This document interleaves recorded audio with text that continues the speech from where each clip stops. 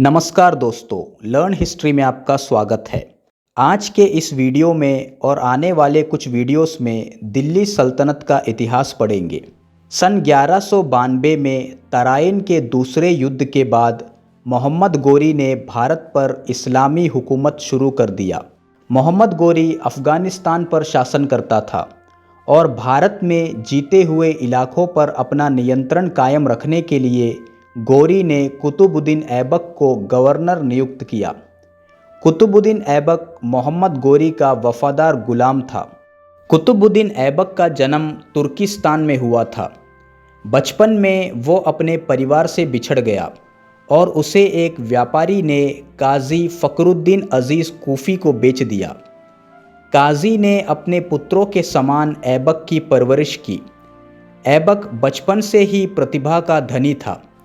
उसने बड़ी सुरीली स्वर में कुरान पढ़ना सीख लिया, इसलिए वो कुरान खान के नाम से प्रसिद्ध हुआ। काजी के मृत्यु के बाद उसके पुत्रों ने ऐबक को एक व्यापारी के हाथों बेच दिया। उस व्यापारी ने ऐबक को गजनी के सुल्तान मोहम्मद गोरी के हाथों बेच दिया। ये कुतुबुद्दीन ऐबक के जीवन का सबसे महत्वपूर्ण घटना था, जिसके बदौलत वो दिल्ली का सुल्तान बना।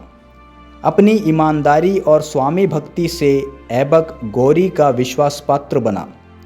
ऐबक से प्रभावित होकर मोहम्मद गोरी ने उसे आमिर ए आखूर अर्थात अस्तबलों का प्रधान नियुक्त किया।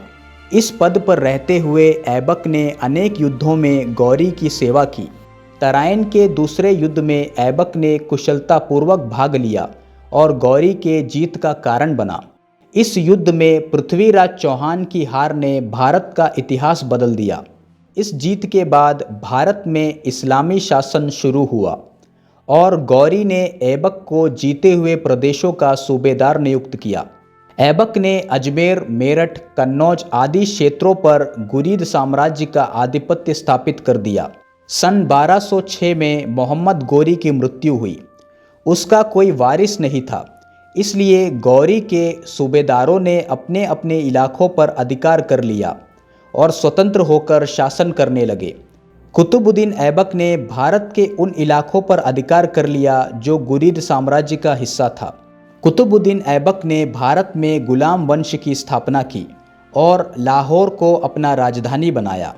सुल्तान बनने के बाद राज्य विस्तार के लिए ऐबक ने वैवाहिक संबंधों को आधार बनाया। कुतुबुद्दीन ने गजनी के शासक ताजुद्दीन एल्दोस की पुत्री से विवाह किया और अपने बहन का विवाह सिंध के शासक नसीरुद्दीन कुबाचा से कराया। उसने अपनी पुत्री का विवाह इल्तुतमिश से कराया, जो आगे चलकर दिल्ली का सुल्तान बना। ऐबक को अपनी उदारता और दानी प्रवृत्ति के कारण लाख बख्श कहा गया। साहित्य एवं स्थापत्य कला में भी ऐबक की दिलचस्पी थी। ऐबक ने दिल्ली में कुवत उल इस्लाम और अजमेर में 2.5 दिन का झोपड़ा नामक मस्जिदों का निर्माण कराया। दिल्ली के कुतुब मीनार का निर्माण कार्य भी कुतुबुद्दीन ऐबक ने ही शुरू करवाया था। कुतुबुद्दीन ऐबक ने 4 साल तक दिल्ली सल्तनत पर हुकूमत किया। सन 1210 में चौगान खेलते समय घोड़े से गिरने के कारण कुतुबुद्दीन ऐबक की मृत्यु हो गई।